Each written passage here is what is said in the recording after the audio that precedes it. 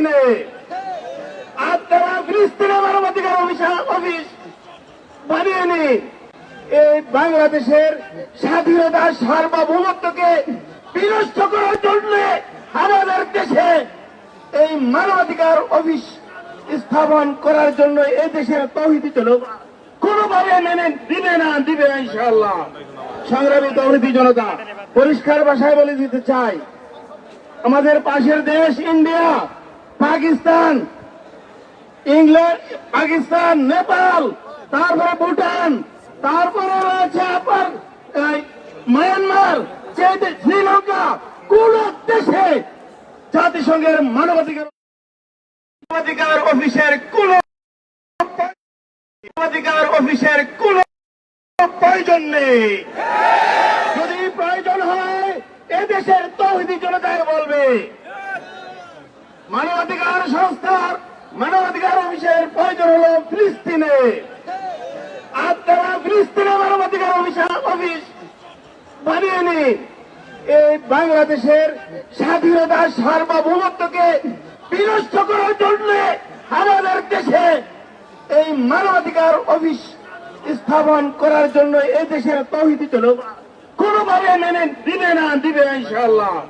সংগ্রামী তৌহিদি জনতা, পরিষ্কার ভাষায় বলে দিতে চাই, আমাদের পাশের দেশ ইন্ডিয়া, পাকিস্তান, ইংল্যান্ড, পাকিস্তান, নেপাল, তারপরে ভুটান, তারপরে রয়েছে আপনার মায়ানমার, শ্রীলঙ্কা, কোন দেশে জাতিসংঘের মানবাধিকার অফিস নেই। আজকে বাংলাদেশে কেন জাতিসংঘের মানবাধিকার অফিস স্থাপন করতে যাচ্ছে, তার হীন চক্রান্ত এদেশের স্বাধীনতা সার্বভৌমত্বকে বিনষ্ট করার জন্যই আজকের এই 92% মুসলমানের দেশে মানবাধিকার অফিস তারা প্রণয়ন করতে যাচ্ছে। আমরা তার তীব্র প্রতিবাদ জানাচ্ছি।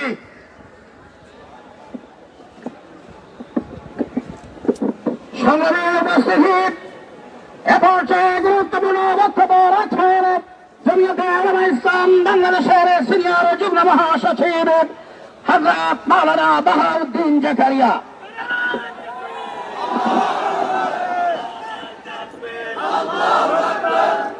নাহমাদুহু ওয়া নুসাল্লি আলা রাসূলিল কারীম, আম্মা বাদ।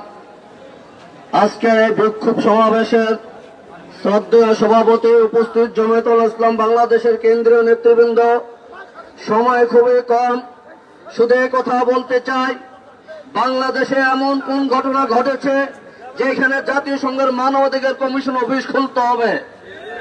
আমরা স্পষ্ট ভাষায় বলে দিতে চাই, বাংলাদেশের মুসলিম জনতা, ধর্মপ্রাণ মুসলমান জাতিসংঘের মানবাধিকার কমিশন অফিস মেনে নেবে না।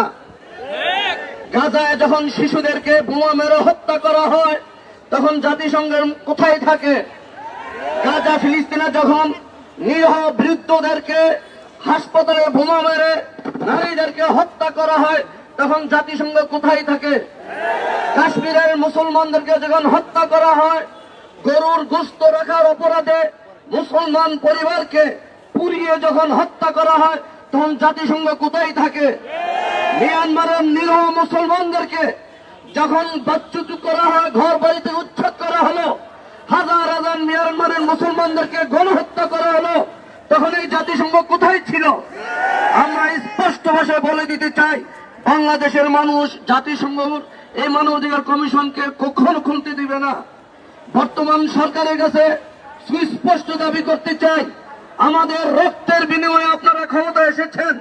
আমাদের জমিয়তের কর্মীরা 24-এর গণ অভ্যুত্থানে শাহাদাত বরণ করেছে, গ্রেফতার হয়েছে, গুলিবিদ্ধ হয়েছে, আহত হয়েছে। তাদের রক্তের উপর দিয়ে আপনারা ক্ষমতা এসেছেন। আপনাদের মাঝেই বৈষম্য পরিলক্ষিত হচ্ছে। আমরা দেখেছি দুদিন পূর্বে 4টা রাজনৈতিক দলের সাথে আপনারা বৈঠক করেছেন। এই নাটক বন্ধ করুন। আমরা দেখেছি অনিবন্ধিত আনরেজিস্টার্ড রাজনৈতিক দলের সাথে আপনারা বৈঠক করেছেন। এইসব তামাশা বন্ধ করুন। আমরা পরের দিন দেখিলাম আরো কয়েকটি চিহ্নিত রাজনৈতিক দলের সাথে বৈঠক করেছেন। আমরা কি অপরাধ করলাম? আমরা রক্ত দিয়েছি, আমরা শাহাদাত বরণ করেছি, আমরা গুলিবিদ্ধ হয়েছি, আমাদের নেতাকর্মীরা গ্রেফতার হয়েছে। হয়েছে আমাদের সাথে কেন এই বৈষম্যমূলক আচরণ? আমরা আপনার কাছে জবাব চাই। আর স্পষ্ট ভাষায় বলতে চাই, ঢাকা মেডিকেল কলেজের ট্রান্সজেন্ডারের শাখা বন্ধ করতে হবে। স্পষ্ট ভাষায় বলতে চাই, কোন মানবাধিকারের নামে কোনো করিডোর দেওয়া যাবে না। স্পষ্ট ভাষায় বলতে চাই, নারী কমিশনের যে সুপারিশমালা আপনাদের কাছে জমা দিয়েছে তা অনতিবিলম্বে বাতিলের ঘোষণা করতে হবে, নতুবা আরেকটা রক্তক্ষয়ী সংঘর্ষ অনিবার্য। সংগ্রামী সাথী ও বন্ধুরা, বাংলাদেশে মানবাধিকারের অভিস্থাপিত হয় প্রাণ বিসর্জন দিয়ে প্রতিহত করতে আপনারা কারাগারে বসতে হয়েছেন। এবং আপনাদের সামনে গুরুত্বপূর্ণ বক্তব্য রাখছেন জমিয়তে উলামায়ে ইসলাম বাংলাদেশের সংগ্রামী মহাসচিব মুসলিম জননেতা আল্লামা মঞ্জুরুল ইসলাম আফেন্দি। আল্লামা মঞ্জুরুল ইসলাম আফেন্দি।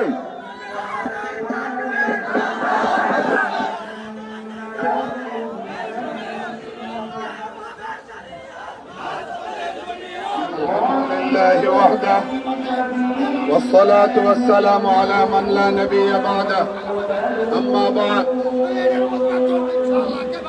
জমিয়ত উলামায়ে ইসলাম বাংলাদেশ আয়োজিত আজকের এই মিছিল পূর্ব বিক্ষোভ সমাবেশের শ্রদ্ধাভাজন সভাপতি, উপস্থিত রয়েছেন কেন্দ্রীয় নেতৃবৃন্দ, মহানগর জমিয়তের নেতৃবৃন্দ, সহযোগী সংগঠনের নেতৃবৃন্দ, সাংবাদিক বন্ধুগণ, সংগ্রামী সাথী ভাইরা, আমরা স্পষ্ট বলতে চাই, জমিয়ত উলামায়ে ইসলাম বাংলাদেশ ঐতিহাসিকভাবে আগ্রাসী শক্তির বিরুদ্ধে লড়াই করা একটি সংগঠন। জমিয়ত উলামায়ে ইসলাম ভারত উপমহাদেশে ইংরেজ সাম্রাজ্যবাদের পতন ঘণ্টা বাজিয়ে দেওয়া সংগঠন। দেশ বিভক্তির আগে নাম ছিল জমিয়ত উলামায়ে হিন্দ, বিভক্তির পরে নাম হয়েছে জমিয়ত উলামায়ে ইসলাম। এতটুকুই পার্থক্য। বাংলাদেশের মহান মুক্তিযুদ্ধের সময় পাক হানাদার বাহিনীর বিরুদ্ধে মুক্তিকামী স্বাধীনতাকামী জনতার পক্ষে সুদৃঢ় অবস্থান গ্রহণকারী সংগঠনের নাম জমিয়তে উলামায়ে ইসলাম। 2021 সালে মোদী বিরোধী আন্দোলনে এই সংগঠনের 1 ডজনেরও বেশি সিনিয়র নেতৃবৃন্দ ফ্যাসিবাদী শাসকের রোষানলে পড়ে কারা ভোগ করেছে। 2024-এর রক্ত সেনা জুলাইয়ে শুরুতেই জমিয়ত উলামায়ে ইসলাম বাংলাদেশ প্রেস কনফারেন্সের মাধ্যমে আন্দোলনকারী ছাত্র জনতার প্রতি একাত্মতা সংহতি প্রকাশ করেছে। রক্ত সেনা জুলাইয়ের শেষে আরেকটি সংবাদ সম্মেলন করে মাঠে কর্মসূচি দিয়ে আন্দোলনকারী জনতার সাথে ময়দানে নেমে এসেছে।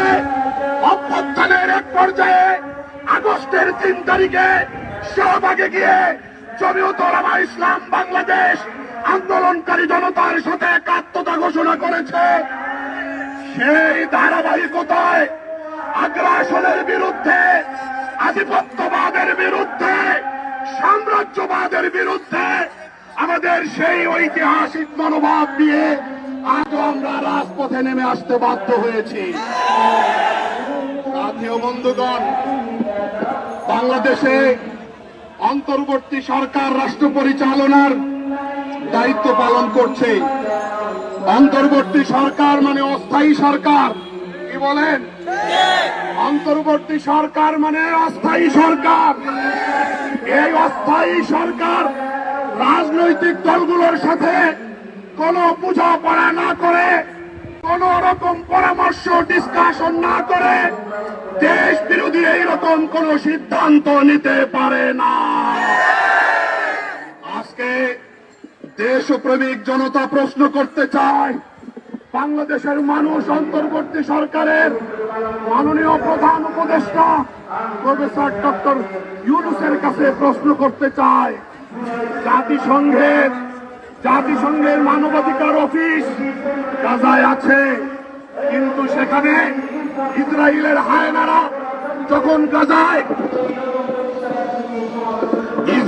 হায়নারা যখন গাজায় নির্বিচারে মানুষ হত্যা করে, সেখানকার হসপিটাল মসজিদ যখন গুলিয়ে দেয়, তখন আপনারা নামকা অস্তে উদ্বেগ প্রকাশ করে বিবৃতি দিয়া তারপরে মুখে কুলু বেটে বসে থাকেন, কোনো প্রতিবাদ করেন না। সেখানকার বর্বরতা বন্ধ করতে পারেন নাই, সেখানে গণহত্যা বন্ধ করতে পারেন নাই। জাতিসংঘের